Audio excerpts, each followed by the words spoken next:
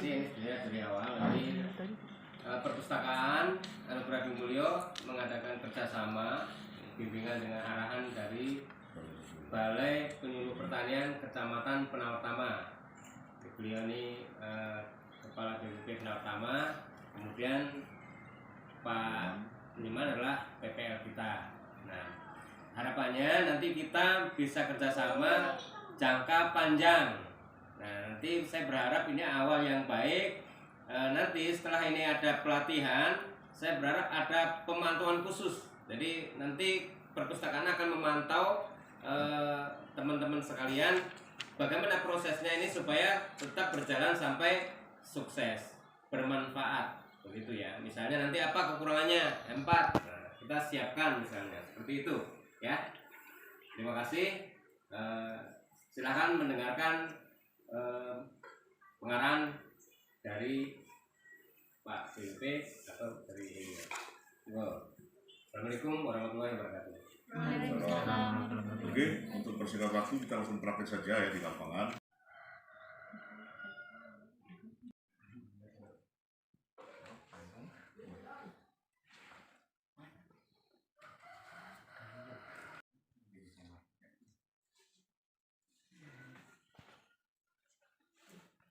Assalamualaikum warahmatullahi wabarakatuh. Selamat pagi menjelang siang buat anggota KWT dan adik-adik. Sebelum kita mulai, saya perkenalkan diri. Nama saya mungkin sudah ada yang kenal ya. Saya Pak Win. Ini statusnya jabatan Kepala BPP atau PPL. Nah, dalam kesempatan ini saya juga ditemani oleh rekan saya juga, Pak Nyoman, sebagai penyuluh atau PPL sini. Nah, pada hari ini, hari Senin, tanggal 31 ya, 31 Mei, kita berkumpul untuk mengadakan praktek pembuatan kompos. Ya. Namun sebelum kita praktek di lapangan nanti, kita mencoba untuk memberikan sedikit teori agar nanti adik-adik atau mbak-mbak atau peserta hari ini bisa memahami bagaimana membuatnya. Gampang, simple, nggak perlu mencari bahan-bahan yang sulit, di sekitar kita sudah ada. Nah, sedikit saya menyuplik tentang pembuatan kompos. Kompos sebenarnya macam-macam. Ada kompos dari murni kotoran hewan, ada kompos dari jerami atau bokasi ya, ada juga kotoran kompos dari bahan-bahan organik yang ada di sekitar kita ya. Nah, di sini kita mencoba kompos yang menggunakan treatment bahan organik lain ya. Contohnya tadi ada EM4 ya. EM4 itu dia bahan organik, ada bakteri mikroorganismenya ya. Bakterinya terus tentunya menguntungkan ya. Nah, di sini alat-alat yang perlu kita siapkan. Nanti di sini ada, tentunya kalau kita membuat produk yang kompos ini, kita harus menyiapkan dulu bahannya. Jangan kita mau praktek tapi bahannya nggak ada ya. Nah, jadi kita siapkan dulu peralatannya dulu. Yang pertama ya pacul ini cangkul ya. Pacul itu bahasa Jawa ya. Nah, jadi cangkul atau pacul, kemudian ember, gayung, plastik ya. Kalau pacul ini atau cangkul ini nanti untuk mengaduk-aduk, karena perlu diaduk ya, perlu fermentasi ya, Kemudian plastik ini nanti untuk menutup bahan-bahan yang sudah kita komposisi yang sudah kita campur. Nah, kemudian ini tadi alat-alat ini bahannya. Bahan ini adalah sarana untuk membuatnya ya. Ada EM4, kemudian ada dedak ya, kemudian ada serasa ya. Serasa ini bisa dari daun-daunan kering, daun-daun yang ada di pekarangan, itu kita kumpulkan, itu nanti bisa kita campur. Kemudian bisa juga nanti menggunakan kedepok pisang ya. Gedebok pisang ini bagus untuk pembuatan kompos karena dia ada kandungan airnya, yaitu nanti dicacah. Kemudian tujuannya dia untuk meningkatkan pH, jadi mempercepat proses jadinya pupuk kompos. Kemudian air ini untuk supaya menjaga kelembapan. Nah, kemudian setelah bahan ini disiapkan, tentunya langkah selanjutnya kita pembuatan. Ya, pembuatannya gampang. Bahan-bahan yang sudah disiapkan tadi ini dicampur, ya, dicampur. Kemudian setelah dicampur aduk, ya, diciprati air, ya, dicampur EM tadi, ya. Jadi EM ini dicampur di air, di ember, kemudian kita aduk rata. Setelah rata, nah, bahan-bahan yang lain yang sudah diaduk tadi diciprati sampai diaduk-aduk, ya, ciprati sehingga kelembapan itu sampai di bawah. Setelah jadi dicampur, kemudian ditutup plastik. Tutupnya nanti kita praktekkan rapat, ya. Tutupnya nanti diganjal ini aja plastiknya, ya. Kemudian biarkan dulu, diistirahatkan, ya. Setelah dia diistirahatkan berapa hari nanti diaduk-aduk, ya. Setelah diaduk-aduk nanti dibalik, ya, diaduk dibalik-balik, ditutup lagi, ya, ditutup lagi.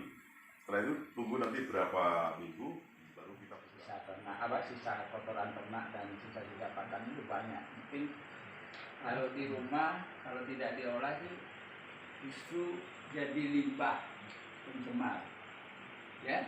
Dengan dikelola menjadi kompos, ya, selain lingkungan bersih juga bermanfaat.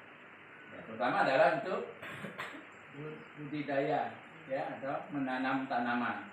Karena kalau kita bicara kompos, orientasi kita menanam. Nah, untuk ternak nggak mungkin kompos untuk ternak. Jadi untuk berbudidaya, menanam. Bisa dengan untuk bermakawiti memanfaatkan pekarangan.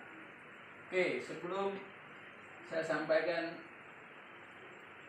teknis pembuatannya, sedikit mungkin, ya, latar belakangnya, ya, kenapa buat kompos. Ya, kompos merupakan bahan organik seperti selasak tanaman, rerumputan, sisa makanan ternak, kotoran hewan, dan limbah sisa pengolahan hasil pertanian. Contohnya apa? Limbah sisa hasil pengolahan pertanian, limbah pabrik, Damen. bisa pabrik. Jadi ya limbahnya misalnya kalau sawit dia ada apa? Ada brongkos, ya, itu tandan kosong, atau tandan kosong, kan tankos. Mungkin di singkong itu ada apa? Ada kulit singkong itu, ada onggoknya, itu bisa kita olah menjadi bahan kalau itu murah tersedia. Jadi kalau onggok itu udah mahal sekarang, tidak ekonomis kalau kita buat kompos. Ya, lebih baik kita gunakan apa yang ada di sekitar kita. Mungkin kalau jenjang sawit itu masih murah, bisa juga kita buatkan kompos.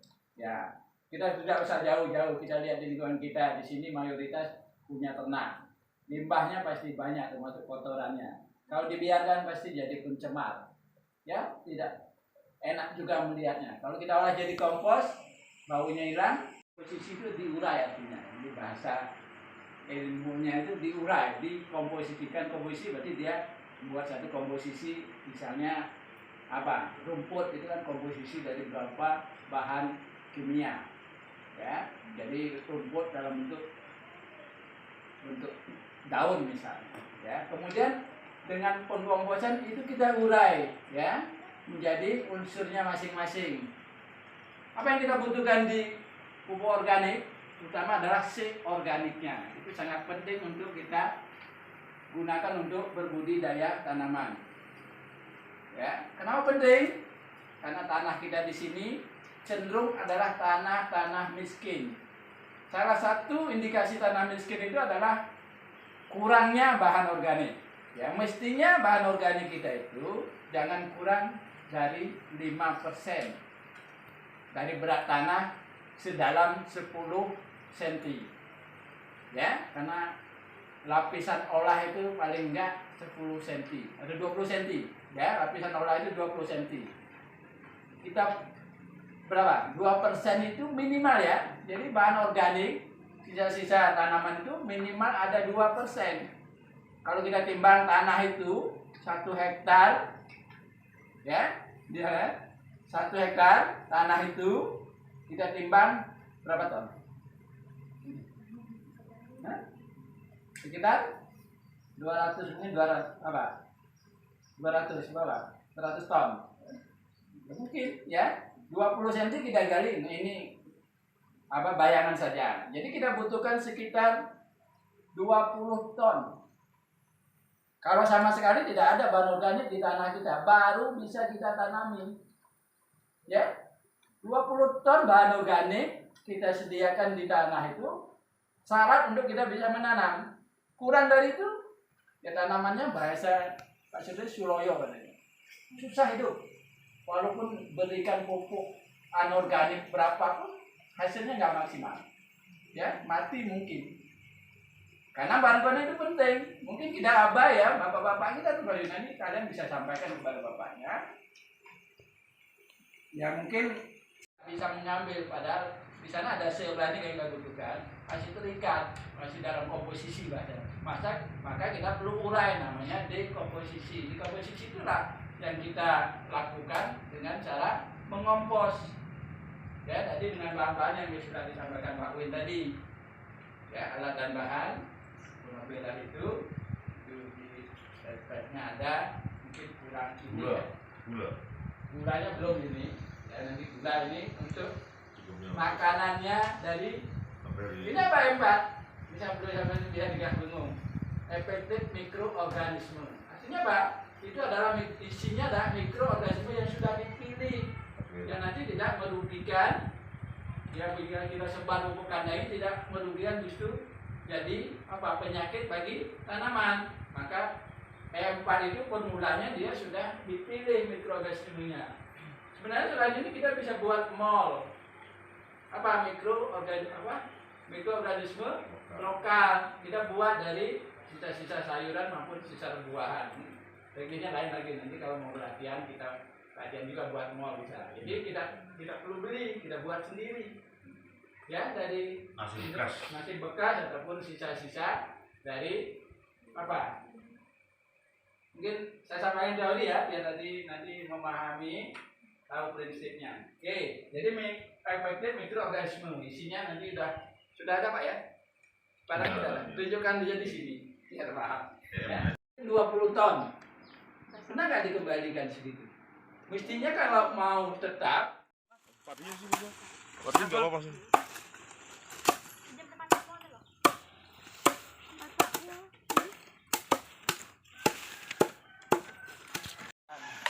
Tapi tidak boleh juga lebih dari 50 derajat Celcius suhunya. Kira-kira saja lah. Kalau panas betul, mungkin kalau kita untuk anak kita periksa 40 derajat sekian ya. Kalau luar biasa. Iya, kalau tak mau pempek marah. Saurnya kan mungkin ada pemakai bekas kangkung kan biyen. Di atas tandur sayuran kayak kan sedadi nyelmai. Kayak tandur jahe ya. Tapi ini karena Covid ini nanti kok Sekarang juga enggak kebagian ya. Apa ini bengi pas begini kan obat itu jalan-jalan. Lah iya. Kamen telat ibu enggak kebagian. Pas bengi kan jaluk itu. Tapi dulu kan apa kantor balai desa kantor sekolahan barang pikir-pikir. iya. Belum kenal. Pindah di salah bagi loro kene karo om kenal. Bapak kan juga kok kene. Kan kok jambu karo apa ya? Lihat Kok kene kabeh, Dek. Balai desa kok kene. aku mau juga blimbing. Blimbing enggak jambu karo duren apa ya kayak apa?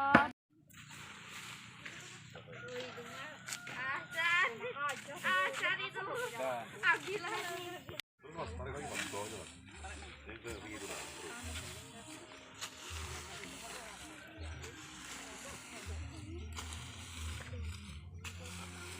kita membuat komposisi EM-nya. Ini nggak boleh kena matahari ya.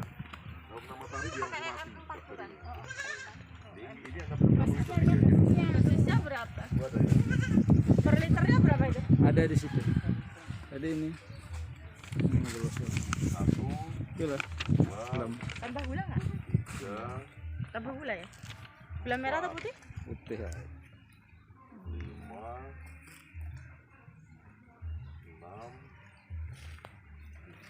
7, 8. Taruhlah ini 8 ya.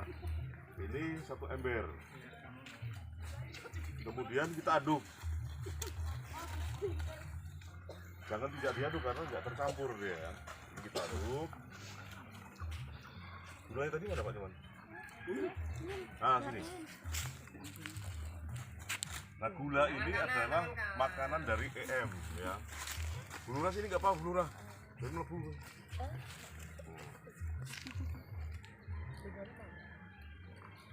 Ini bukan racun ya. Ini dipegang nggak apa-apa. Ya. Diminum pun nggak apa-apa ini. Apa itu? Karena dia bukan racun. Ya. Ya, empat nggak apa-apa kok. Jajal. Nah ini cukup 4 sendok ya. Ini taruhlah 1 sendok. Nah, Ya nanti kompos itu tandanya sudah jadi. ya. Pertama dia tidak berbau. Ya, kedua adalah tidak panas lagi. Kalau dia masih panas, berarti proses dekomposisinya masih berjalan. Artinya belum terurai semua. Nah, kalau sudah tercampur ya, Kita cium, ini dia tidak bau. Nanti ada berapa hari, setelah berapa hari kita aduk, harus diaduk. Kalau suhunya terlalu panas, buka dulu berapa menit sampai turun suhunya. Itu dilah, dedaknya dilah. Nanti ada lagi di atasnya. ini itu udah tebal gitu Kak ya. Kalau nggak dikecilin Kan ada yang bolong-bolong Pak. Kemudian ini kapur, Memorinya penuh. ini kapur. Kemudian ini air, Airnya nggak enak ya? ya. Kelihatan. Kemudian Kotoran ternak mau ngelori. ini dedak, ya, dedak. Dan itu aja. Ya jadi hati-hati kamu ya. Ini sudah kita buat ya. Lapisan-lapisan sudah kita buat. Sudah kita kasih EM juga, dicampur dengan komposisi air, kasih gula juga. Nah ini tinggal penutupan, ditutup rapat ya. Silakan ditutup. Oke, kalau praktek pembuatan sungguhan ini kan skala praktek, kan minimal itu 1 ton. Jadi kalau buat segini tanggung. Ini sampel aja ini ya. Nah ini kan untuk dia Tutup. Kemudian ditimpah balok-balok. Nah itu. Rapat ya. nggak tenangin biar nggak kering. Itu lagi udah.